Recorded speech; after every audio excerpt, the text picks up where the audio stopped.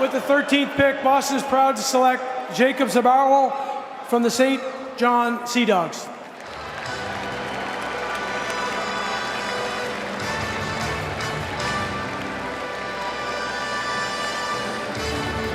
You know, this pick guy, he is a mobile defenseman, plays a quote-unquote 200-foot game, and he's also sneaky tough.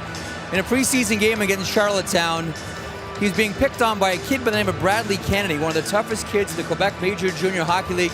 He had enough, threw down the gloves, and KO'd him with one punch. He was asked afterwards why. He said, "I've never been in a fight before. I wanted to see how I could do." Did pretty good. Went on to be known as the strongest guy in the Quebec League. Well, you know what? You look at the St. John Sea Dogs, and it starts with Zboril. But they've hired the services of Paul Boudelier. He was working part-time with them last year. He's working with the Nashville Predators. He's now gone on to their staff as a full-time guy, and he's developed a defensive development system, which requires constant communication and requires some analytics. It requires self-evaluation, coach evaluation, and now they've really worked hard at putting this program in place, specifically with the St. John Sea Dogs. You'll see Thomas Chabot probably a little later in the first round, also a student of that defensive development program. I think this guy has got massive upside. I think he was a target for Boston right from the very start, and they even moved up that one extra pick to make sure that he would be there for him. Well, and if you're the Boston Bruins, the nice thing is he is part of a very good organization in St. John that has 3 picks in the top 10 of the Q draft and is only going to get stronger. You mentioned Thomas Chabot, a guy, one of the other defensemen on that team. So it's nice when you draft a player that you can have some confidence talking about Boudelier working with them, knowing he's going to be able to go. Look, Boston is proud to select with the 14th pick. I'm going to boo again. From Swift Current Broncos, Jake DeBrusk.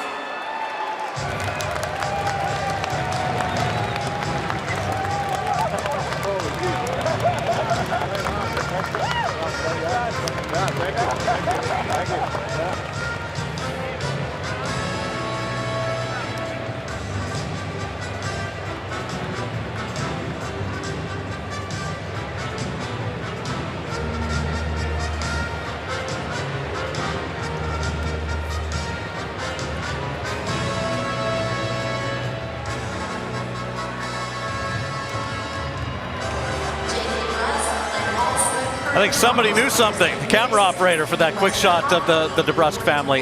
Here is Louis DeBrusk, who's wearing the microphone with us. Louis, you played in the National Hockey League. You scored goals. Louis, congratulations. What does that compare to? Hey, you know what? 12 to 14. Yeah. Remember Awesome. You know what? Just a great feeling. Great feeling. Yeah, awesome. Guys, sorry. You know what? Overwhelming.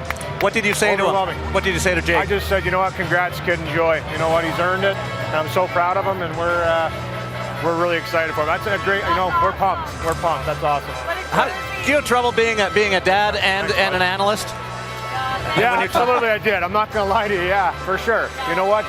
Emotional, right? It's an emotional day, and we all go through it with them, and you only want the best for your child, and we can't be happier that he's up there right now. That's awesome. Yeah. What do you think the best advice that you've ever given him is?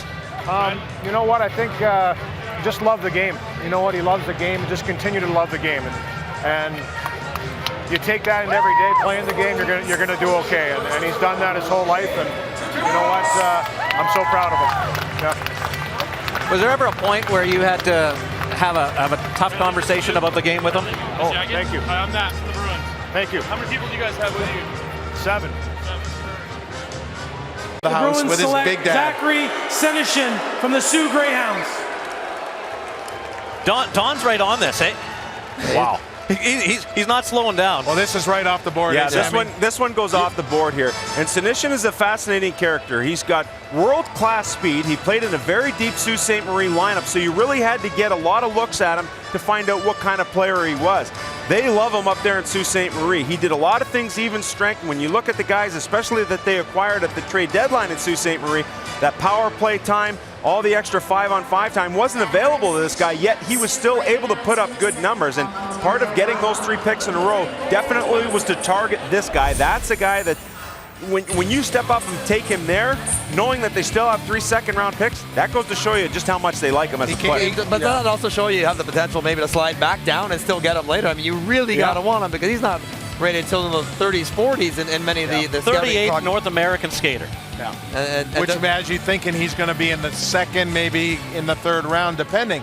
But maybe having those 2 picks before it allows you to be a little gutsier with the third. That's one way to look at it.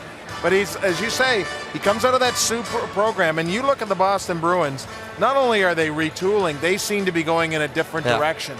Skill, skill, skill, a lot like we've talked about with the Toronto Maple Leafs. Sheldon Keefe was the former coach, Sault Ste. Marie. They played a puck possession game. They want to score off the rush. They want to attack with their skating and their puck movement. Not about dumping it in and going to hit somebody. They want to have it. They want to keep it. They want to be creative with it.